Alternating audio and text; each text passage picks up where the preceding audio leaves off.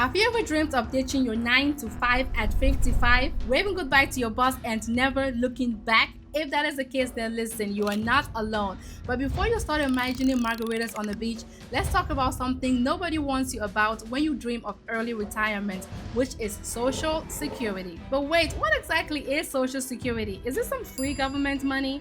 Absolutely not, not quite. It is your future monthly paycheck based on what you earn while you are working. So whenever I talk to clients or anyone else about retirement scenarios, whether we're crunching numbers or just running examples, I usually go with the more normal retirement ages, like 62, 67, or something in that classic government approved ballpark. And here is why. Because that's where most people retire or at least aim to retire. But every single time I talk about this, their comments are usually something like this. Yeah, Fuani, but what if I want to retire at 55? And sure, we're not Mark Zuckerberg or Elon Musk walking away with billions in our 20s or our 30s. Because for most of us, 55 is where the dream gets real.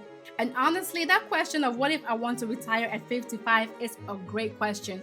Because who hasn't dreamed of giving your boss the peace sign at 55, grabbing your car keys, and never looking back? I used to have a big sparkly number at mine as well. And for me, that number was, well, when I was born. I've always wanted to retire as soon as I came into this world.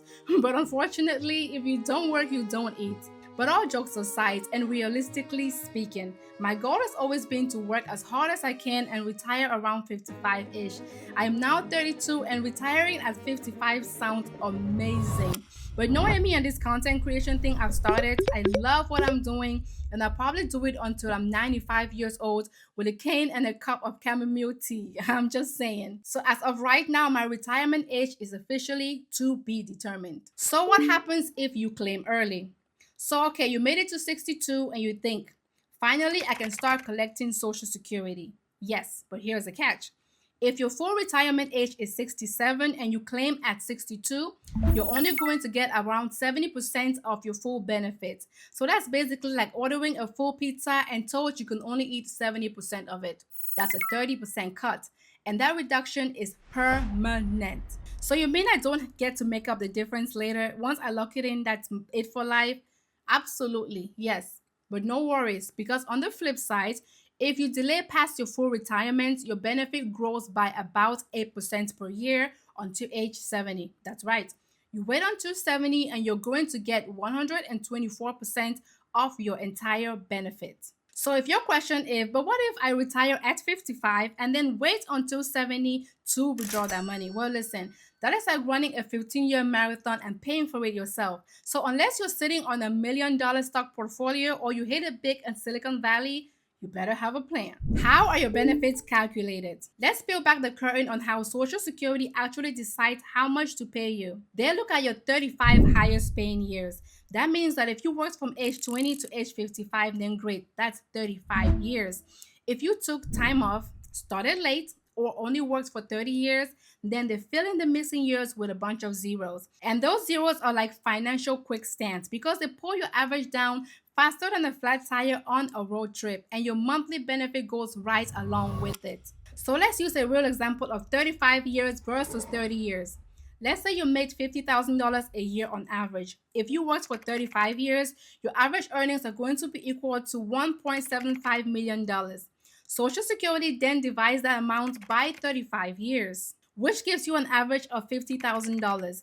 Once they add other formulas like your average index monthly earnings and the current year's bent point formula, the estimated monthly benefit comes up to around $1,800 a month.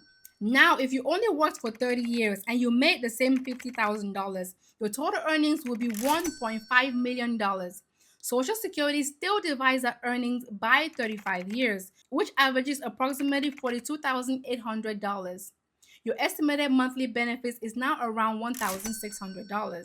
And that $200 monthly difference adds up to about $48,000 over a 20-year retirement.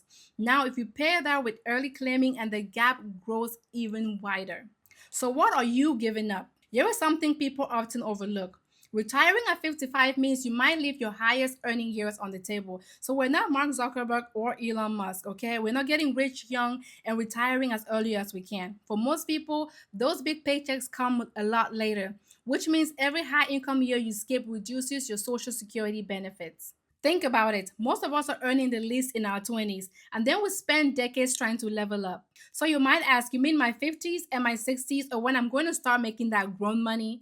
Yes. And the fun fact is that every high income year you don't work could have replaced one of those early ramen noodle years in your social security formula. So retiring at 55 doesn't just mean that you just stop working. It also means that you're potentially given the chance to raise your average and boost your future benefits as well. So what about inflation adjustments? Income earned before age 60 is adjusted for inflation in the formula, but income earned after 60 has absolutely no adjustments. They take that money at face value. So, if you keep working until your 60s, those dollars carry extra weight in the benefits calculation. So, that's something you can keep in your back pocket when you are doing the math. Should you retire at 55? So, what happens to your social security if you retire at 55? In short, you will not be able to collect benefits for at least 7 years. It's like you're waiting for a package that is always out for delivery. You may reduce your benefits if you don't have 35 full earning years, which is likely going to reduce your benefits altogether. And you're going to miss out on high income years that could have boosted your average check for the month. And if you claim early, you're going to receive less forever because the number is not going to get adjusted at a later date. But there's always a but. If you planned for this, if you saved, if you invested, and you built a strategy to cover that gap, then retiring at 55 is not reckless. It could be very rewarding. The key is understanding the trade off and building a plan that supports that lifestyle now and in the future as well. So, what do you think? Is 55 your magic number, or are you waiting for something else?